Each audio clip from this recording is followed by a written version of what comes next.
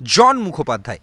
কলকাতার নিখাদ এই বঙ্গসন্তান এবার ফর্মুলা 1 দ্বিতীয় ভারতীয় গ্রাঁ প্রিতে থাকছেন মার্শালের ভূমিকায়। এবারই অবশ্য প্রথম নয়, এই নিয়ে দ্বিতীয়বার তিনি এই দায়িত্ব পালন করছেন।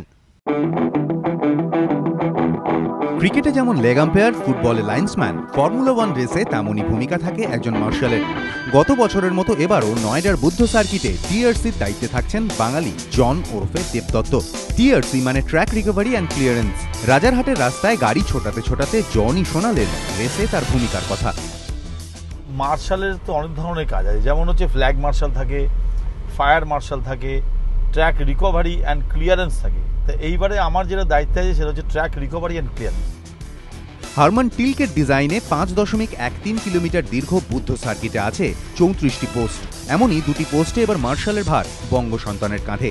ডাক্তাররা যেমন অ্যাপ্রন পরেন, ঠিক তেমনই F1 মার্শালকে কাজের সময় ওভারঅল আউটফিটের ওপর পরতে হয় বিশেষ পোশাক টাবার্ড। প্রত্যেক মার্শালের জন্য নির্দিষ্ট আলাদা নম্বরের উল্লেখ থাকে টাবার্ডে।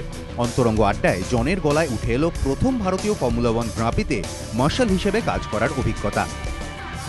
গত বছর যখন আমরা ট্র্যাকে নামলাম তখন রিয়েলি অত স্পিডে যে একটা গাড়ি চলতে এবং চোখের সামনে দিয়ে পলকের মধ্যে দিয়ে বেরিয়ে চলে যাওয়া, ইটস অ্যামেজিং।